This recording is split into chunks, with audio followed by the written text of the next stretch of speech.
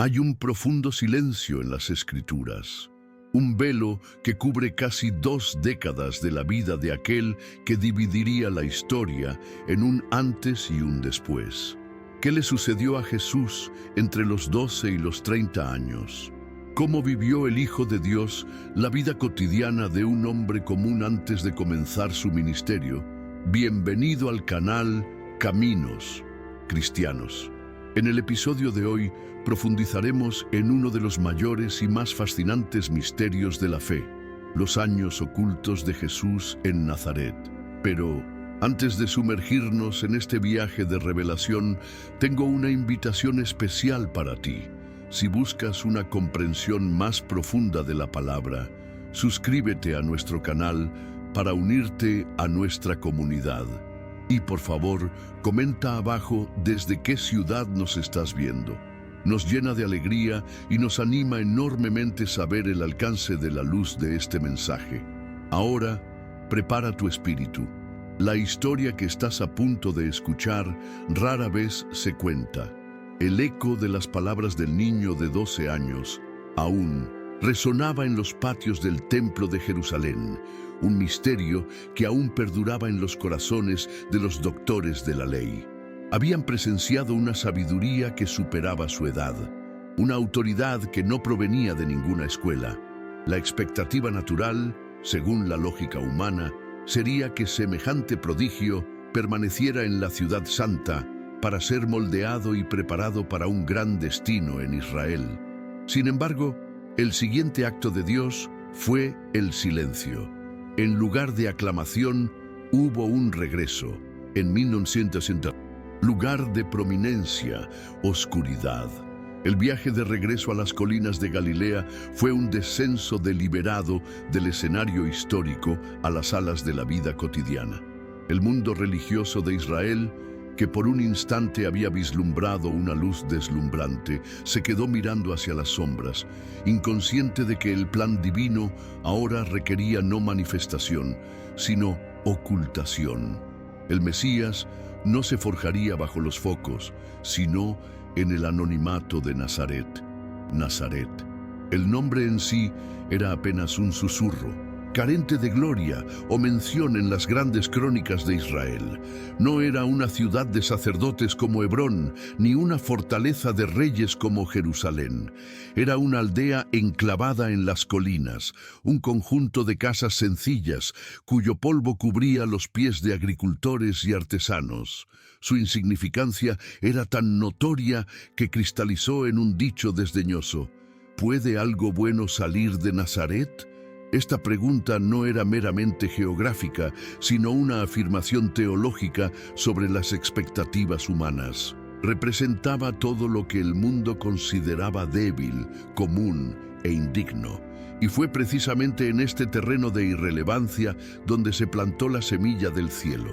La elección de Nazaret no fue un accidente del destino, sino el primer paso de una estrategia divina para subvertir el orgullo humano, demostrando que la gloria de Dios elige florecer donde los hombres menos lo esperan. Este regreso a la oscuridad fue, en sí mismo, un acto teológico, el levantamiento de un velo sagrado sobre el Hijo. Este velo no era de tela, sino de tiempo, silencio y normalidad, tejido por Dios mismo. Su propósito principal era protector. El mundo, con sus distorsionadas expectativas mesiánicas, clamaba por un rey guerrero, un reformador político, un hacedor de milagros a la carta. Exponer al Mesías en ciernes a esta presión sería someterlo prematuramente a las tentaciones del poder y la fama que él había venido a desafiar. El Padre, en su sabiduría, protegió la humanidad de su Hijo dentro de este capullo de Nazaret, permitiéndole crecer, aprender y sentir sin el peso aplastante de la mirada pública. Fue un acto de misericordia divina que aseguró que el sumo sacerdote, que un día representaría a la humanidad, hubiera vivido primero plenamente la experiencia humana en su forma más auténtica y sencilla. Más allá de la protección, el velo del silencio fue una lección fundamental sobre la naturaleza del reino de Dios. Enseñó que la acción más poderosa del cielo a menudo se manifiesta en la quietud de la tierra. La gloria de Dios, que se había revelado en el Sinaí con truenos y fuego, ahora se velaba voluntariamente en la rutina de un hogar y la monotonía de una aldea. Fue una declaración divina de que el valor a los ojos de Dios no se mide por la visibilidad ni el reconocimiento humano. Mientras la historia humana registraba las hazañas de emperadores y generales, la verdadera historia de la redención se escribía en secreto, en el corazón obediente de un joven. Este periodo oculto fue una reprimenda silenciosa a la búsqueda humana de espectáculo, enseñando a todas las generaciones futuras que el poder transformador de Dios no reside en la grandiosidad, sino en lo genuino, no en el escenario, sino en el corazón entregado. Bajo este velo de normalidad se cumplía la escritura que dice que crecía en estatura. Este crecimiento físico, que lo llevó de niño a hombre, fue en sí mismo un misterio de la encarnación. No fue un desarrollo apresurado ni mágico, sino un proceso natural que santificó cada etapa de la vida humana. Conoció la fragilidad de la infancia, la energía de la juventud y la creciente fuerza de la madurez. Su cuerpo, perfectamente humano, era el templo del Dios vivo, y su desarrollo fue una preparación silenciosa y metódica para la misión venidera. Las manos que aprendieron a manejar el martillo y la sierra fueron las mismas que un día serían clavadas en la madera. Los pies que se fortalecieron al caminar por las colinas de Galilea fueron los mismos que lo llevarían paso a paso al Gólgota. Cada fibra de su ser se estaba preparando, no solo para la vida, sino para el sacrificio. Junto con el cuerpo, la Escritura afirma que Él crecía en sabiduría. Este es uno de los misterios más profundos de su vida oculta. ¿Cómo pudo Él, la sabiduría misma de Dios, el Logos por quien todas las cosas fueron creadas, crecer en sabiduría? La respuesta reside en la distinción entre su naturaleza divina omnisciente y su conciencia humana en desarrollo. Su crecimiento no se produjo mediante la adquisición de información que no poseía ya en la eternidad, sino a través de la experiencia vivida. Aprendió paciencia al observar una semilla brotar, justicia al observar las interacciones en el mercado y dolor al sentir una herida en la mano. Su sabiduría divina se aplicó y asimiló a través de la lente de la auténtica experiencia humana, traduciendo el conocimiento infinito en comprensión vivida. No estaba aprendiendo lo que no sabía, sino aprendiendo a saber como ser humano. La tercera dimensión de su crecimiento fue en gracia ante Dios. Esta es una verdad que la mente humana apenas puede comprender. Siendo Él, el Hijo amado, en quien el Padre encontraba todo su deleite, ¿cómo podía esa gracia aumentar?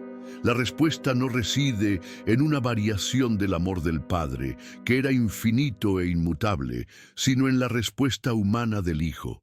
Cada día vivido en Nazaret era una nueva oportunidad de obediencia, una nueva demostración de sumisión a la voluntad del Padre. Cada tentación superada en silencio, cada acto de bondad invisible, cada oración pronunciada desde el corazón era como una ofrenda fragante que ascendía al cielo. El gozo del Padre se expandía, no en afecto, sino en deleite, al ver la perfección de su propio carácter perfectamente vivida y manifestada en la frágil condición humana que su Hijo había asumido. Era el gozo de un padre al ver a su hijo honrarlo perfectamente en un mundo caído. Finalmente creció en gracia ante los hombres. Este favor no se ganó mediante milagros ni popularidad carismática, pues estos aún estaban velados. Era el fruto natural de un carácter intachable manifestado en la vida cotidiana. Los habitantes de Nazaret, sus vecinos y familiares, presenciaron una integridad serena e inquebrantable, Vieron a un joven artesano cuyo trabajo era justo y cuya palabra era digna de confianza. Vieron a un hijo que honraba a su madre y guiaba a sus hermanos con serena paciencia.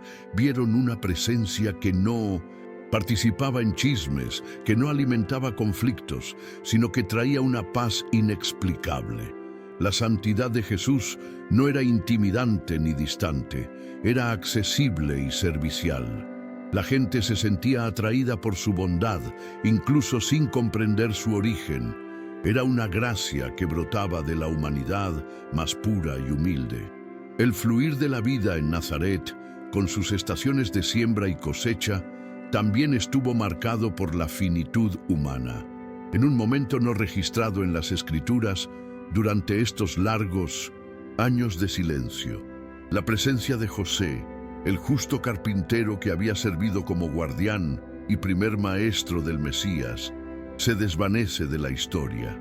Su muerte, un acontecimiento de profundo y humano dolor, marcó el fin de una era para la familia y el comienzo de una nueva fase en la preparación de Jesús.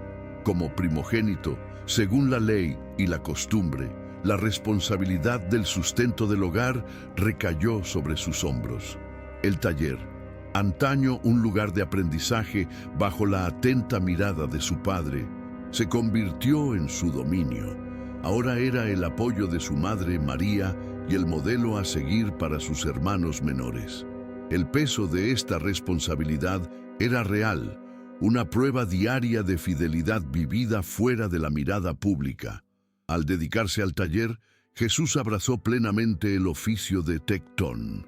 Esta palabra griega, a menudo traducida como carpintero, conlleva un significado más amplio y contundente, el de constructor, artesano, maestro que trabaja tanto con madera como con piedra.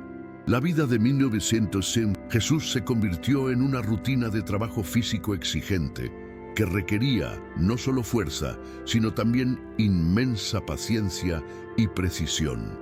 Sus manos, las mismas que moldearon el cosmos, ahora sentían la aspereza de la madera y la dureza de la piedra. El sudor que goteaba de su frente mientras cortaba una viga bajo el sol de Galilea era una manifestación de su total inmersión en la condición humana. No se limitaba a pasar el tiempo, santificaba su trabajo, transformando el esfuerzo y la fatiga diarios en un acto silencioso de amor y provisión para su familia. El taller de Nazaret se convirtió en un microcosmos del universo, donde el Creador interactuaba con la creación de una forma nueva e íntima. El aroma a cedro, pino y olivo impregnaba el aire, un aroma constante en su ropa y en sus manos. Cada proyecto era una lección de paciencia. Al construir una mesa, aprendió que la estabilidad requería que todas las piezas, incluso las invisibles, se trataran con la misma importancia y precisión, una verdad que más tarde aplicaría a los cimientos del reino. Al tallar una puerta, comprendió la necesidad de un ajuste perfecto para que se abriera con suavidad, protegiendo a los que estaban dentro y permitiendo la entrada de invitados. Aprendió a observar la veta de la madera, a respetar sus nudos e imperfecciones, sabiendo cuándo usar la fuerza y cuándo la delicadeza. Era una danza silenciosa entre el artesano y el material, un anticipo de cómo un día abordaría la naturaleza compleja y resiliente del alma humana. Su labor, sin embargo, iba más allá del menaje del hogar, extendiéndose a las herramientas que constituían la columna vertebral de la vida agrícola en Galilea. Cuando un agricultor encargó un arado nuevo, Jesús lo construyó, sabiendo que su trabajo sería el instrumento para romper la tierra dura y reseca, preparando el campo para la semilla. Vio de primera mano la necesidad de romper la superficie para que la vida pudiera brotar. Aún más profundamente, se convirtió en un maestro en el arte de hacer yugos. No los producía en masa, cada uno era medido y confeccionado para ajustarse perfectamente al cuello de los bueyes. Sabía que un yugo mal hecho lastimaba, oprimía y creaba resistencia, mientras que un yugo bien ajustado permitía distribuir la carga, haciendo el trabajo eficaz y soportable. Esta no era sabiduría teórica. Fue el sudor y el aserrín de su taller lo que dio la autoridad vivida a su futura invitación. Tomen mi yugo sobre ustedes, porque mi yugo es suave y mi carga ligera. El oficio de tectón en Galilea no se limitaba a la madera. La piedra era un elemento omnipresente en el paisaje y en los edificios, y Jesús, como constructor, también aprendió a dominarla. Este era un trabajo de otra naturaleza, que requería fuerza bruta y una paciencia aún más tenaz. Sus manos, que conocían la delicadeza necesaria para encajar una junta de madera, también conocían la fuerza necesaria para colocar piedras pesadas en un muro o tallar un bloque tosco hasta que encajara perfectamente en su lugar. Sentía en sus propios músculos el peso del material, el esfuerzo por crear orden y estructura a partir del caos de la piedra tosca. Fue en este trabajo que aprendió, visceralmente, la importancia de los cimientos. Sabía que la estabilidad de toda una casa dependía de los cimientos invisibles, enterrados en la tierra, ocultos a la vista. Esta lección, aprendida bajo un sol abrasador y con el cuerpo cansado, se convirtió en la base de una de sus parábolas más impactantes. La historia del hombre sabio que construyó su casa sobre la roca no fue solo una ilustración ingeniosa, fue la culminación espiritual de años de experiencia práctica. Había visto con sus propios ojos lo que les sucedía a las estructuras construidas apresuradamente sobre el suelo arenoso de las llanuras durante la estación seca, y cómo eran arrasadas por las inundaciones invernales. Comprendió la importancia de cavar profundo, de encontrar la roca firme. Al trabajar como constructor, participó en una metáfora viviente del carácter mismo de Dios, la roca de Israel. Su futura declaración, que quien escucha sus palabras y las pone en práctica es como el hombre que construye sobre la roca, fue pronunciada con la autoridad de quien conocía el olor de la argamasa y el peso de una piedra angular. La demanda de tectón, cualificados, a menudo trascendía los confines de una pequeña aldea como Nazaret. A pocos kilómetros de distancia, visible desde las colinas circundantes, la ciudad de Séforis florecía, reconstruida por Herodes Antipas para ser el adorno de toda Galilea. Era un vibrante centro urbano y un mundo en sí mismo. El corto paseo de Nazaret a Séforis era un viaje entre dos universos. Jesús dejó atrás los polvorientos callejones y la vida comunitaria judía para adentrarse en una ciudad de calles pavimentadas, un teatro de estilo romano y el bullicio de numerosos idiomas, incluyendo el griego y el latín de los funcionarios. Llegó a Séforis no como espectador, sino como parte de la fuerza laboral que construyó la opulencia de la ciudad. Esta inmersión en un entorno cosmopolita y helenizado fue una parte crucial de su educación, exponiéndolo directamente a las fuerzas culturales y políticas que moldearon su época. En Séforis, Jesús presenció de primera mano la desigualdad social que sus futuras parábolas confrontarían. Como artesano contratado, vio la brecha entre el lujo de las villas que ayudó a construir y la modesta paga que recibía al final de una jornada agotadora. Observó la arrogancia de los ricos y la ansiedad de los pobres. Vio los altos impuestos de Roma y Herodes, impuestos para financiar un estilo de vida ajeno y opresivo para la gente común del país. Esta experiencia le dio una perspectiva clara sobre las estructuras de la injusticia. Su compasión por los pobres y su indignación contra la explotación no nacieron de teorías, sino de la observación diaria. Vio cómo el poder y la riqueza podían corromper el corazón y endurecer el alma, una lección que resonaría en sus futuras enseñanzas sobre el peligro de servir a dos señores. Así, los años de Jesús como tectón fueron mucho más que un período de espera o un simple medio de subsistencia. Fueron parte integral y esencial de su encarnación. La disciplina del cuerpo en el trabajo diario, la paciencia necesaria para dominar la materia prima y la precisión requerida para crear algo duradero y útil moldearon profundamente su enfoque del ministerio. Sus manos no eran las de un erudito aislado de la realidad, sino las de un hombre del pueblo, insensible y fuerte. Aprendió el lenguaje del esfuerzo, la fatiga y la satisfacción del trabajo bien hecho. Esta larga y silenciosa carrera le otorgó una autoridad terrenal, un vocabulario de ejemplos concretos que hablaría directamente al corazón de la gente común. No fue un filósofo distante, fue el constructor que entendía, en lo más profundo de su ser, lo que significaba construir, sostener y reparar. Sin embargo, la formación de Jesús no se limitó al taller. Paralelamente a la formación de sus manos, se formó su alma, una inmersión en las Sagradas Escrituras que comenzó mucho antes de que usara su primera herramienta. Como era costumbre para todo niño judío fiel, su instrucción formal en la Torá comenzó alrededor de los 5 años.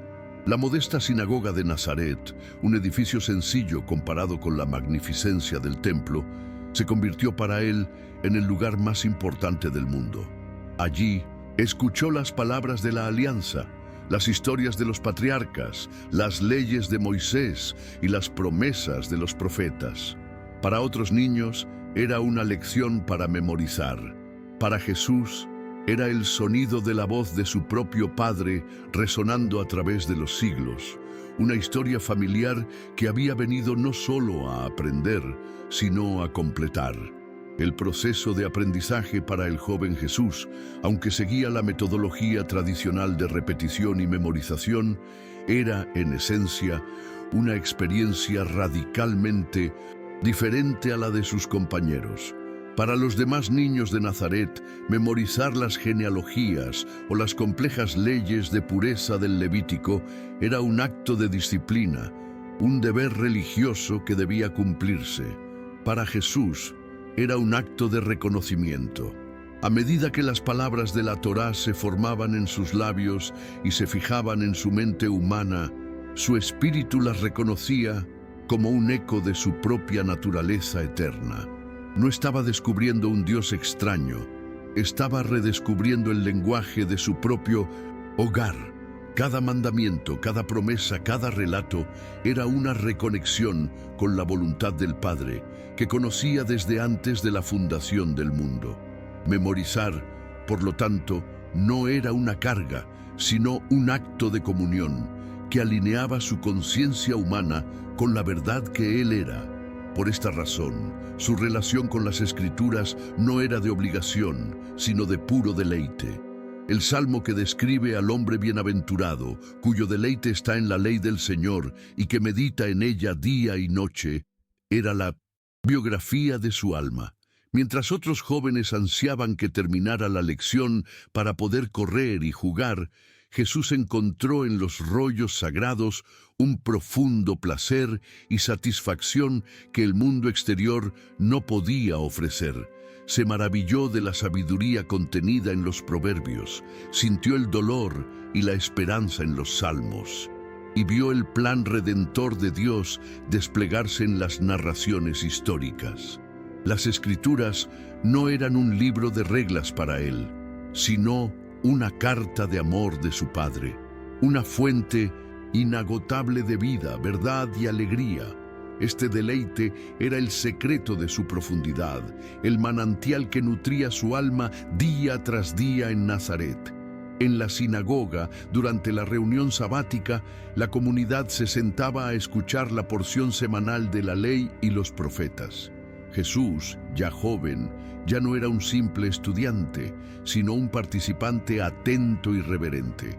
Escuchaba las palabras cantadas en hebreo con una concentración que lo distinguía. Su postura no era la de quien recibe nueva información, sino la de quien evalúa la fidelidad de la transmisión. Tras la lectura y el comentario del maestro de la sinagoga, era costumbre permitir preguntas, y fue en ese momento que la profundidad de Jesús se reveló de forma desconcertante. Sus preguntas no se referían a minucias rituales ni a debates textuales. Eran preguntas que penetraban la superficie de la letra para alcanzar el espíritu de la ley. No preguntaba qué, sino por qué. No buscaba aclarar la regla, sino iluminar el propósito divino que la sostenía. Esta búsqueda incesante del corazón tras la letra desconcertaba constantemente a los ancianos. Tras una lectura sobre las leyes del sacrificio, por ejemplo, la pregunta de Jesús no se refería al tipo de animal, sino a la condición del corazón de la ofrenda. Ante una ley de pureza, cuestionaba si la pureza exterior tenía algún valor, si la fuente de los pensamientos, el corazón, permanecía impura. Estas preguntas creaban un silencio incómodo, obligando a hombres acostumbrados a la obediencia externa a confrontar la dimensión interior de la fe. El líder de la sinagoga, un hombre piadoso, a menudo se encontraba sin una respuesta adecuada, pues Jesús no pedía una cita de la tradición, sino una reflexión sobre la naturaleza misma de Dios. Vieron a un artesano, pero oyeron la sabiduría de un antiguo profeta, y esta disonancia era a la vez maravillosa y perturbadora. Esta desconcertante sabiduría que emanaba de Jesús tenía una fuente que los hombres de Nazaret no podían identificar. Mientras los jóvenes más prometedores de Israel aspiraban a dejar sus aldeas para estudiar en Jerusalén, a los pies de maestros famosos como los de las escuelas de Hillel o Shammai, Jesús permaneció en la oscuridad de Galilea. Su formación no provino de una institución humana ni de la interpretación de otros rabinos. La autoridad que creció en él fue de un orden completamente diferente, forjada no en debates académicos, sino en un diálogo íntimo e incesante con Dios. Las colinas que rodeaban Nazaret eran su aula. El silencio antes del amanecer era su tiempo de estudio. No necesitaba viajar a Jerusalén para encontrar a Dios, porque vivía en comunión ininterrumpida con el Padre.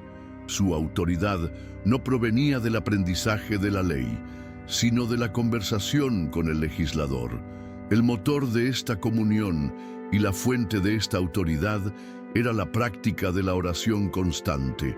La costumbre judía de orar 3 veces al día era, para Jesús, mucho más que un ritual. Era el aliento mismo de su alma. La oración de la mañana, en el silencio previo al trabajo, era una consagración del día a la voluntad del Padre. La oración de la tarde era una pausa sagrada en medio del trabajo, un acto deliberado de reorientar el espíritu hacia lo eterno. La oración de la noche era una entrega confiada de su cansancio y de las observaciones del día. Pero más allá de estos momentos definidos, existía un trasfondo de oración que nunca cesaba. Cada pensamiento, cada acción, cada interacción humana estaba impregnada de esta conciencia de la presencia del Padre, transformando toda su vida en un acto de adoración y diálogo.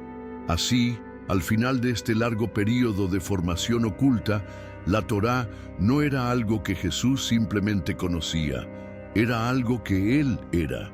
La palabra de Dios se había encarnado en Él no solo en sustancia, sino en experiencia, fundiéndose completamente con sus pensamientos, palabras y acciones. La sabiduría que poseía no era un conjunto de doctrinas memorizadas, sino una fuente viva que brotaba de su interior. No necesitaría llevar pergaminos ni consultar notas para enseñar, pues él mismo era la exégesis viviente de la ley y los profetas. La autoridad que más tarde asombraría a las multitudes y enfurecería a los fariseos no sería una técnica retórica, sino el inevitable desbordamiento de una vida que era la encarnación de la verdad. En Nazaret, Lejos de los centros de poder y conocimiento, la educación del Mesías estaba completa. Estaba listo. Estar preparado, sin embargo, significaba ahora volver la mirada, educada en la luz de la verdad de Dios, a las sombras del mundo humano. La profunda paz y el orden celestial que Jesús cultivaba en su espíritu no lo hicieron indiferente al desorden que lo rodeaba. Al contrario, lo hicieron profundamente sensible a él. Vivir durante casi 30 años, en perfecta armonía con la voluntad del Padre, hizo que la disonancia del pecado y el sufrimiento en el mundo sonara como una nota aguda y dolorosa en sus oídos. Desde su relativa tranquilidad en Nazaret, observó la realidad de la Galilea del siglo I. La tierra prometida, el hogar de su pueblo, estaba subyugada, gimiendo bajo el peso político y militar del Imperio Romano, una ocupación que era una herida constante en el alma de la nación. La observación silenciosa estaba terminando y comenzaba la fase de dar testimonio del dolor del mundo. La presencia romana en Galilea no era una fuerza distante, sino una realidad cotidiana y visible. Jesús, en sus viajes de negocios, inevitablemente se encontró con destacamentos de legionarios romanos marchando por los caminos. Vio la arrogancia en su postura, la fría eficiencia de una máquina de guerra que mantenía a la nación subyugada. Los estandartes con el águila imperial eran una afrenta constante, un símbolo pagano plantado en la tierra que Dios le había prometido a Abraham. A esto se sumaba la autoridad de Herodes Antipas, un idumeo que gobernaba como rey vasallo, más preocupado por complacer al César y construir ciudades helenísticas que por pastorear al pueblo del pacto. La paz que Roma impuso, la llamada Pax Romana, fue para Jesús una paz falsa, mantenida no por la justicia, sino por el miedo y la amenaza de la espada. Vio la estructura del poder mundano en su forma más cruda. El aspecto más devastador de esta dominación era la carga de los impuestos. La opresión tenía un precio y se pagaba con el sudor del pueblo. Estaban el impuesto directo a Roma, el impuesto del templo, los impuestos de Herodes y los peajes cobrados por los recaudadores de impuestos. Jesús, como cabeza de familia y artesano, sintió esta carga en carne propia. Participó en las conversaciones preocupadas entre los hombres del pueblo, quienes luchaban por mantener a sus familias tras entregar una parte significativa de sus ganancias. Veía la ansiedad en sus ojos cuando el recaudador de impuestos, a menudo un compatriota judío considerado un traidor, llegaba a exigir la parte del César.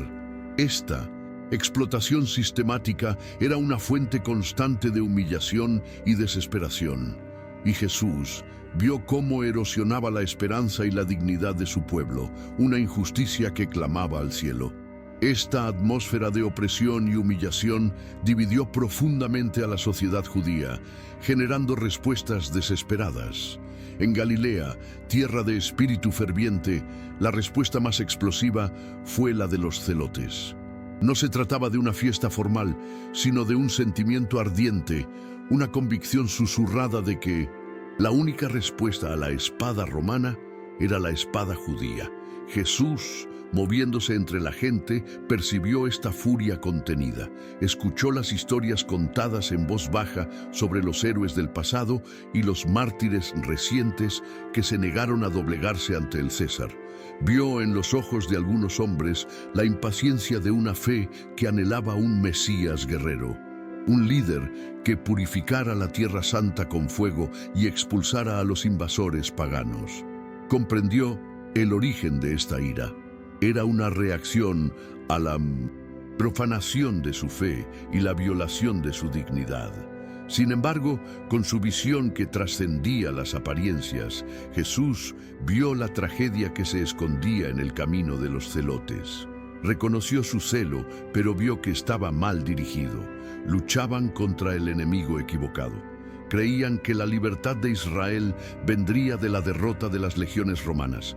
Pero Jesús sabía que la verdadera esclavitud de su pueblo no era política, sino espiritual.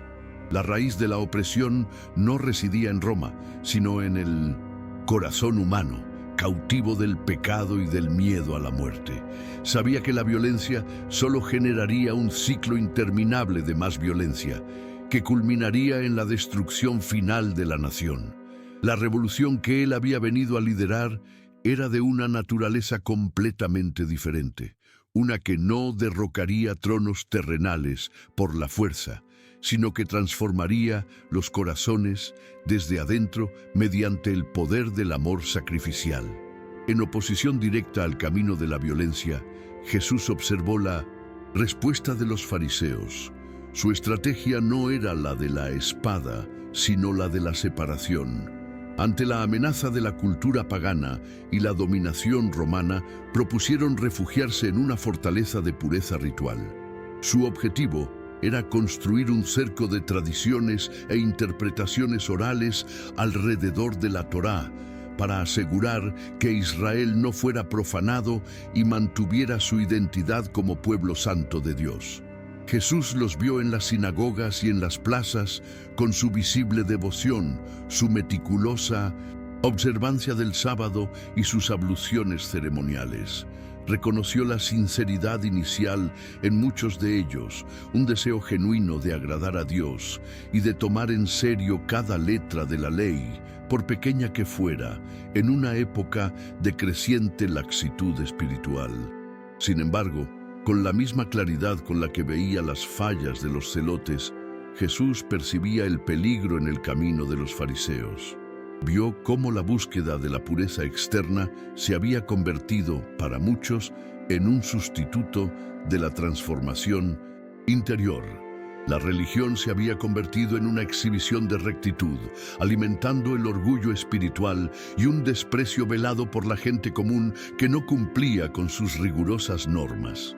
Colaban el mosquito, pero se tragaban el camello, centrándose en las minucias de la ley mientras descuidaban sus pilares: la justicia, la misericordia y la fe.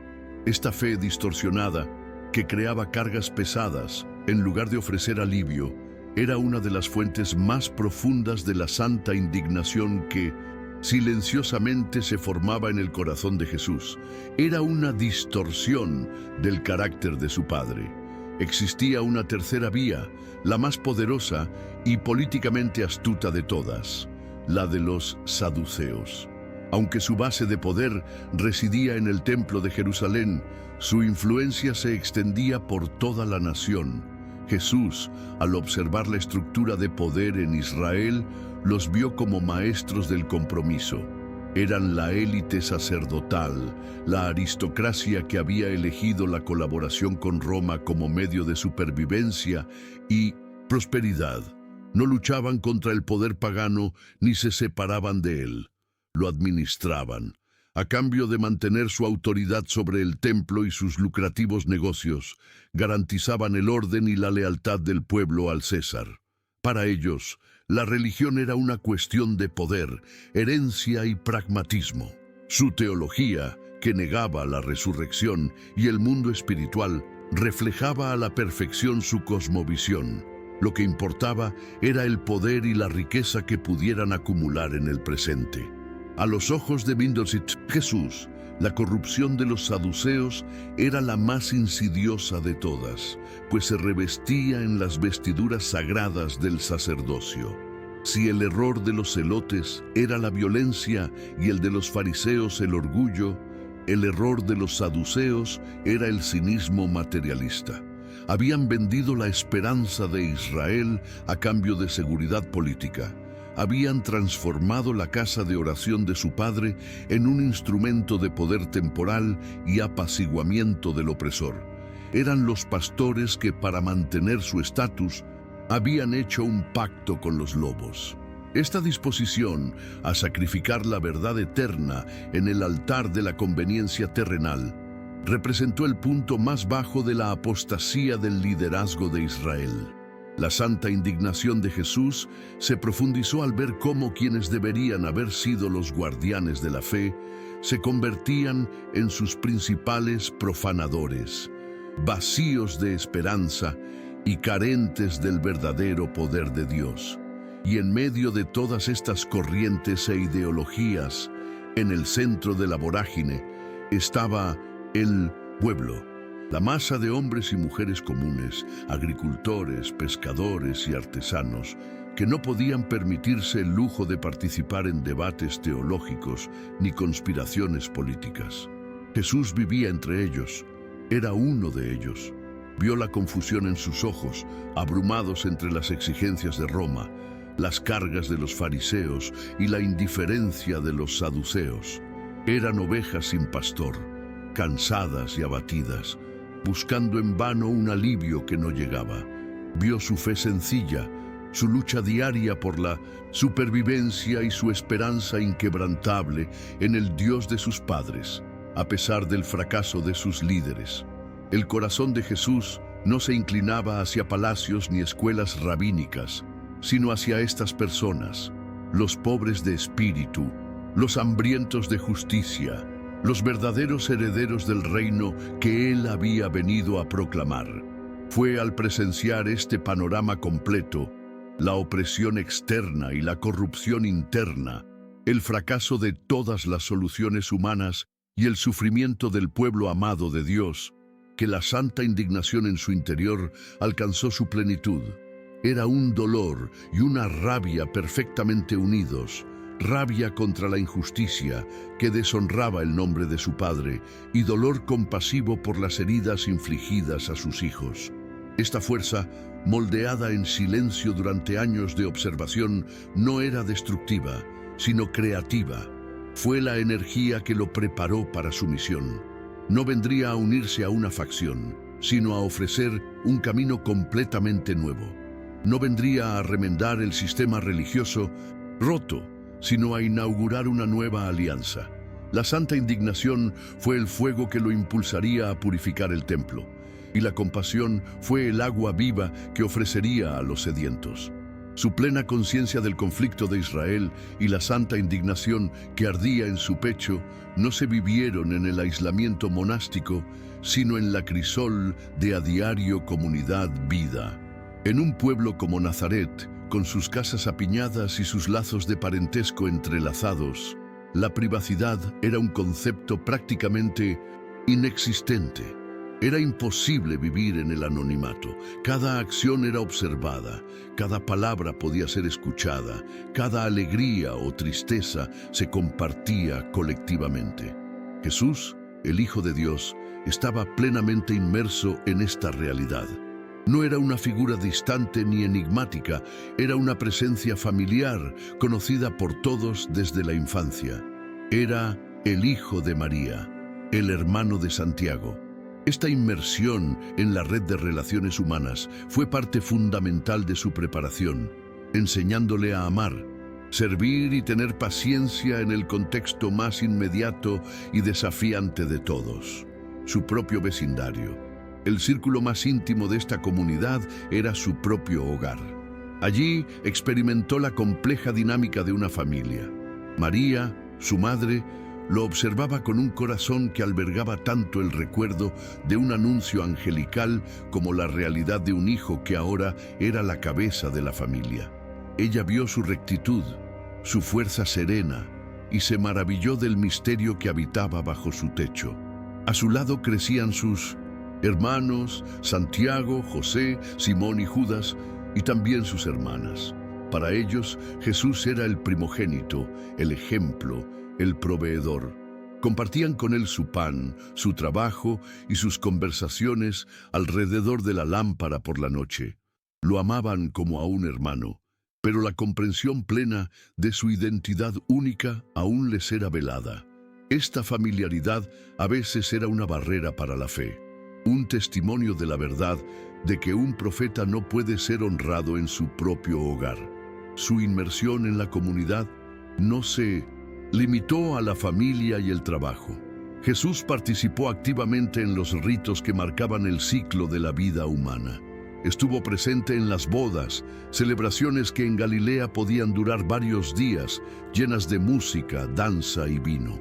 No se mantuvo como un observador ascético, ajeno a la alegría del pueblo, sino que participó en la celebración, santificando con su presencia el amor humano y la formación de una nueva familia. Asimismo, acompañó las procesiones fúnebres que serpenteaban por las estrechas calles del pueblo. Se sentó con las familias dolientes, escuchó sus lamentos y sintió el peso del dolor y la separación que la muerte imponía. Al abrazar tanto la exultación del matrimonio como la desolación del duelo, Jesús se identificó con toda la experiencia humana, demostrando que su señorío se extendería sobre la alegría y la tristeza. Sin embargo, esta vida en comunidad también trajo consigo un sufrimiento particular, la incomprensión de sus allegados. La Escritura afirma que, al principio, ni siquiera sus hermanos creyeron en él. Para ellos, que crecieron a su sombra, fue difícil reconciliar al hermano que conocían, el carpintero silencioso y justo, con la singularidad y autoridad que sutilmente comenzaba a manifestarse. La familiaridad de la vida cotidiana se convirtió en un velo que les impedía ver la divinidad. Esta fue una soledad íntima y dolorosa para Jesús. Ser plenamente conocido en su humanidad, pero no comprendido verdaderamente en su identidad. Esta experiencia forjó en él una paciencia divina, enseñándole a amar incondicionalmente, incluso ante la duda y la incomprensión de quienes comían el mismo pan y dormían bajo el mismo techo. Fue un entrenamiento para el amor que demostraría a un mundo entero que tampoco lo comprendía. Fue en este ámbito de las relaciones humanas cotidianas donde se fundó secretamente el ministerio de Jesús. Antes de predicar el Sermón de la Montaña, vivió sus bienaventuranzas en silencio. Era el pobre de espíritu que dependía del Padre, el manso que no respondía a la provocación, el pacificador que calmaba las disputas vecinales. Su servicio no era público ni aplaudido. Consistía en pequeños actos: reparar la herramienta de un vecino sin cobrar, llevar una pesada carga a una viuda, ofrecer una palabra de consuelo a alguien en apuros. Cada uno de estos gestos, especialmente los dirigidos a quienes no lo comprendían, era un pilar fundamental en el fundamento invisible de su ministerio. No solo esperaba el momento oportuno, llenaba cada instante con el amor práctico que un día enseñaría al mundo. Cuando años después, en aquella última noche con sus discípulos, les dio un mandamiento nuevo: que se amaran unos a otros como yo los he amado, esta frase no solo señalaría el inminente sacrificio de la cruz, recordaría 3 décadas de amor vividas en Nazaret. Como yo los he amado significaba amar con paciencia ante la incomprensión, servir sin esperar reconocimiento y permanecer fiel en medio de las tensiones e imperfecciones de la vida comunitaria. La cruz sería la expresión suprema de este amor, pero el amor mismo se forjaba, probaba y perfeccionaba día a día en el polvo de una aldea olvidada. No pidió nada a sus seguidores que él mismo no hubiera practicado ya plenamente. El ámbito final y más secreto de la preparación de Jesús en Nazaret no fue el taller, la sinagoga ni la comunidad, sino el santuario de su propia alma. La afirmación de las Escrituras de que Él fue tentado en todo, como nosotros, pero sin pecado, señala una verdad profunda y a menudo pasada por alto. La dramática tentación en el desierto que marcaría el inicio de su ministerio no fue un evento aislado, sino la batalla final de una guerra que ya duraba casi 30 años. Cada día en Nazaret traía consigo sus propias pruebas, batallas invisibles libradas y ganadas en el silencio de su corazón. Su santidad no era un estado pasivo y sin esfuerzo, era una victoria continua, una elección consciente de la voluntad del Padre momento a momento, ante las sutiles y constantes incitaciones a desviarse. La más persistente, y quizás la más poderosa de estas tentaciones, era la de la normalidad. Era la tentación de la comodidad, el susurro que le incitaba a abrazar la vida buena y honorable que le aguardaba. Era un artesano respetado, el pilar de su familia. Nada sería más natural que seguir el camino de todo hombre justo de Israel, casarse con una mujer del pueblo, tener hijos propios, enseñarles un oficio y la Torá, y convertirse en un anciano honorable en Nazaret. Este camino no era pecaminoso, era un camino de bendición, ordenado por Dios mismo. La tentación para Jesús era elegir el bien por encima de la felicidad personal perfecta y legítima, por encima del solitario camino del sacrificio redentor. Era la tentación de construir su propia casa, en lugar de convertirse en la piedra angular de la casa de Dios. Otra tentación, sutil y constante, era la impaciencia. Jesús poseía en sí la plenitud de la verdad, la respuesta a todas las preguntas que atormentaban a Israel. Cada sábado en la sinagoga escuchaba la lectura de las Escrituras y a veces las interpretaba superficialmente o legalmente.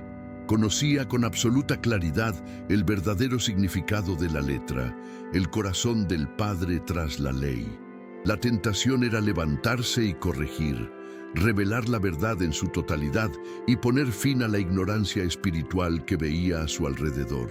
Era el deseo de acelerar el tiempo de Dios, de comenzar su misión de enseñanza antes de la fecha señalada, impulsado por una santa frustración con el error. Reprimir esta sabiduría, limitándose a una pregunta penetrante en lugar de un sermón completo, requería una sumisión diaria y dolorosa al tiempo del Padre. Esta batalla contra la impaciencia también se extendió a su poder. Él, el Verbo por quien se creó el universo, vivió la vida de un hombre limitado. Vio cómo la enfermedad se llevaba a un vecino, cómo una mala cosecha amenazaba con la inanición a una familia, cómo el dolor del duelo marcaba los rostros de sus seres queridos. En su interior albergaba el poder de revertir cada una de estas tragedias con una sola palabra o un simple toque. La tentación de intervenir, de usar su poder milagroso para aliviar el sufrimiento inmediato que presenciaba, era una prueba constante de su compasión y obediencia. Negarse a obrar un milagro antes de tiempo no era un acto de indiferencia, sino de profunda confianza en el plan redentor del Padre. Un plan que le exigía identificarse plenamente con la debilidad humana antes de manifestar el poder divino. La más sutil, y quizás la más peligrosa de todas las tentaciones invisibles, era la del orgullo espiritual. Jesús era, en todos los sentidos, superior a quienes lo rodeaban. Su sabiduría superaba a la de los maestros de la sinagoga. Su rectitud era perfecta y su comunión con Dios absoluta. Conocía la verdad y veía el error con una claridad incomparable. La tentación, por lo tanto, no era considerarse superior, porque de hecho lo era, sino permitir que esa superioridad se convirtiera en desprecio. Era la clave para que menospreciara la ignorancia ajena, se sintiera frustrado por su lentitud espiritual y se aislara en su propia perfección. Mantener una humildad genuina, someterse a aprender de hombres imperfectos y honrar sus posiciones en la comunidad fue uno de los mayores milagros silenciosos de su vida en Nazaret. Su victoria sobre estas y todas las demás tentaciones no se logró mediante una demostración de poder divino ni un decreto celestial. Venció como hombre usando las armas espirituales que más tarde estarían disponibles para todos los que lo siguieron. Derrotó la tentación de la comodidad con la obediencia al llamado del Padre. Venció la impaciencia con una confianza inquebrantable en el tiempo perfecto de Dios. y aplastó el orgullo espiritual mediante la práctica constante de la humildad, despojándose de sí mismo para servir. El fundamento de todas estas victorias fue la disciplina de la oración, su refugio y su fuente de fortaleza. Fue en esta batalla diaria e invisible, librada en el corazón de Nazaret, que forjó el carácter que lo sostendría en el desierto y finalmente lo conduciría a la cruz. Con el paso de los años, al acercarse Jesús a los 30, la edad tradicional para el inicio del servicio sacerdotal, comenzó a producirse un sutil cambio en la atmósfera espiritual. No era algo visible ni medible, sino una creciente conciencia en su espíritu. Era una sensación de plenitud, una sensación de que la larga fase de preparación oculta estaba alcanzando su fin. El ritmo de su vida, tan constante durante décadas, comenzó a impregnarse de una nueva urgencia, una santa anticipación. El tiempo del Padre, que había esperado con perfecta obediencia y paciencia, estaba madurando. Un capítulo estaba a punto de cerrarse. El silencio que lo había envuelto como un manto durante tanto tiempo estaba a punto de romperse, no por su propia voluntad, sino por la soberana determinación del cielo. La señal externa que confirmaba esta disposición interior no provenía de un ángel ni de una visión, sino del polvo de los caminos de Judea. Noticias, traídas por viajeros y peregrinos, comenzaron a llegar a Nazaret, hablando de una figura poderosa y austera que había aparecido en el desierto cerca del río Jordán. Un hombre llamado Juan, vestido con pelo de camello, cuya comida eran langostas y miel silvestre. Su mensaje fue como un trueno, un llamado inflexible al arrepentimiento, porque el reino de los cielos estaba cerca. Para la mayoría era un fenómeno religioso desconcertante. Para Jesús era el sonido de la trompeta del heraldo, la voz del precursor predicho por los profetas. La voz de su primo, a quien no había visto desde la infancia, era la señal inequívoca de que el telón de la historia estaba a punto de levantarse. En sus últimos días en Nazaret, sus gestos adquirieron una nueva solemnidad. Hubo una organización silenciosa en el taller, una última mirada a las herramientas que lo habían acompañado durante tantos años, quizás traspasando la responsabilidad del oficio a su hermano Santiago. Hubo conversaciones con su madre, María, cuyo corazón de madre sintió el peso de su inminente partida. Su diálogo fue de pocas palabras, pero de profunda comprensión. Ella, que lo había recibido del cielo, ahora lo entregaba al mundo, completando su propio camino de fe y dolor. La preparación de Jesús no fue la de un viajero común empacando sus pertenencias. Fue un desapego espiritual, una serena despedida de la única identidad que el mundo conocía, la de Jesús de Nazaret, el carpintero, para asumir públicamente su verdadero nombre y misión. Entonces, en una mañana como cualquier otra para el resto del pueblo, partió. Sus pasos en el polvoriento camino que salía de Nazaret no eran los de un hombre que buscaba trabajo en un pueblo cercano. Eran los pasos de un rey marchando hacia el inicio de su campaña. Pero su destino inmediato no era Jerusalén, la ciudad del trono de David. Era el desierto de Judea. No se dirigía a un palacio, sino a un río. Él, el Cordero de Dios sin pecado, caminaba deliberadamente para colocarse entre los pecadores, buscando el bautismo de arrepentimiento de Juan. Su primer acto público no sería una exhibición de poder para ser exaltado, sino un acto de humildad para identificarse con los quebrantados. Su camino hacia la gloria comenzó con un descenso.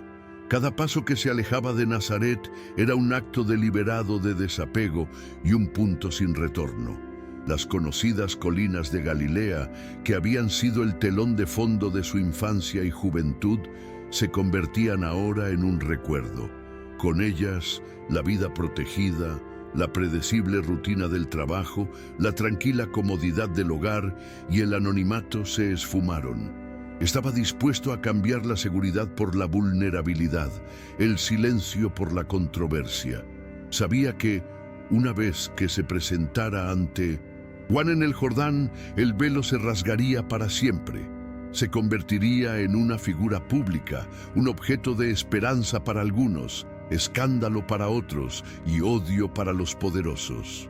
La vida privada que lo había ocultado y alimentado durante tanto tiempo llegaba a su fin.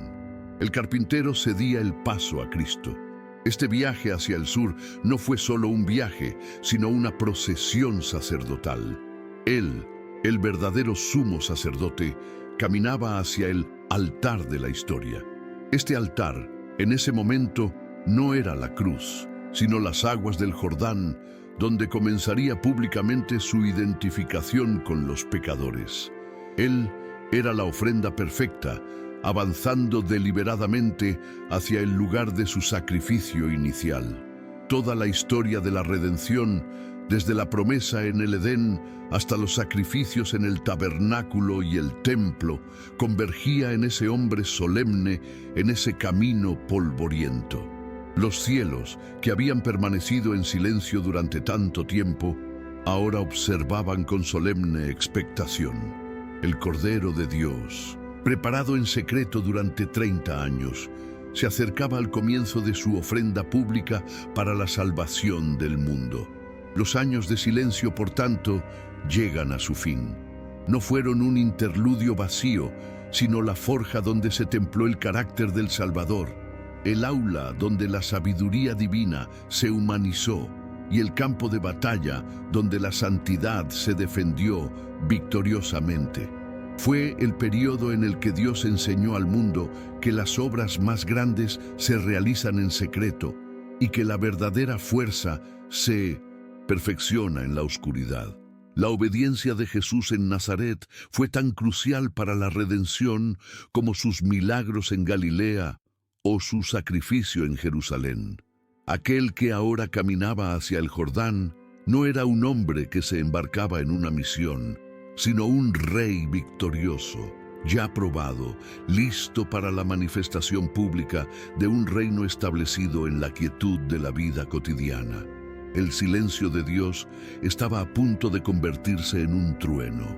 La historia completa de estos años de formación, en todos sus detalles íntimos, permanece velada en los designios de Dios. Ningún evangelista recibió instrucciones de registrar la crónica de la vida diaria del Mesías en Nazaret, y esta omisión es, en sí misma, una revelación.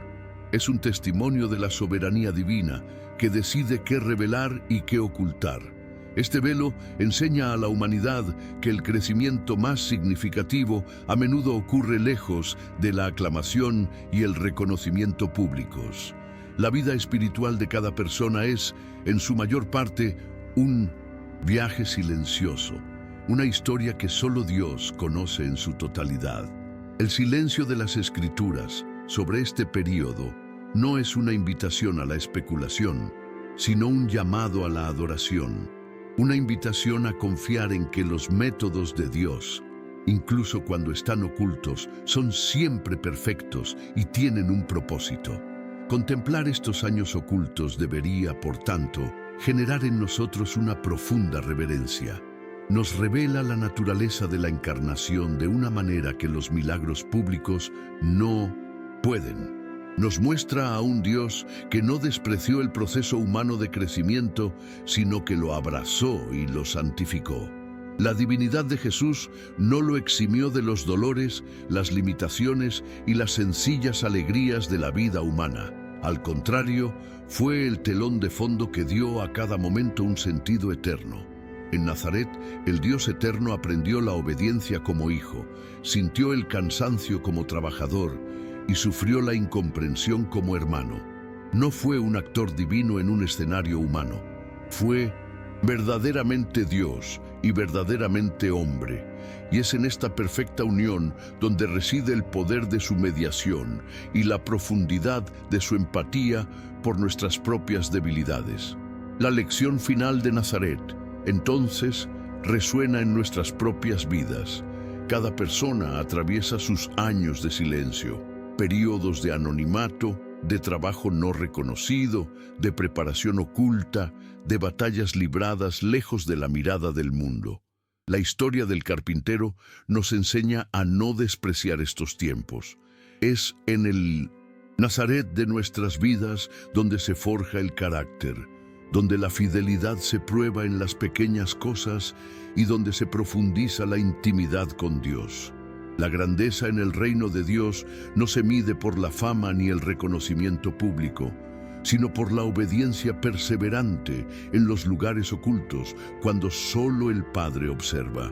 Lo que se cultiva en nuestro Nazaret secreto determinará la autoridad y la autenticidad de todo lo que hacemos en nuestra Jerusalén pública. El hecho de que Dios Padre invirtiera 30 años en la preparación oculta de su Hijo para un ministerio público de tan solo 3 años debería llenarnos de santo asombro.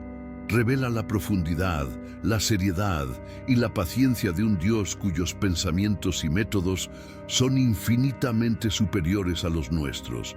Mientras los imperios del mundo surgían y caían con gran fanfarria, la obra más importante del universo se realizaba en silencio, en la vida de un artesano en una aldea despreciada. Las fuerzas de la oscuridad, cegadas por la arrogancia, no discernieron el arma que se forjaba para su propia destrucción. Este es el temor de Dios, reconocer que su acción más poderosa puede estar ocurriendo precisamente donde el mundo no mira y que Él no tiene prisa, porque su sabiduría es eterna y su plan infalible. Y así, el carpintero de Nazaret se levanta de su taller. El tiempo de silencio ha terminado, pero su eco resonará para siempre. Deja a la humanidad ante el misterio de un Dios que encuentra poder en la oscuridad y gloria en la humildad. La historia, que no fue escrita en detalle, nos enseña la lección más profunda: confiar en la soberanía de un Dios que no necesita explicar todos sus actos. Nos corresponde reverenciar y adorar. Ahora, el Hijo, perfectamente preparado, camina hacia el Jordán, llevando en su espíritu la fuerza y la quietud de Nazaret. La obra que comenzó en secreto está a punto de ser revelada, y el mundo nunca volverá a ser el mismo.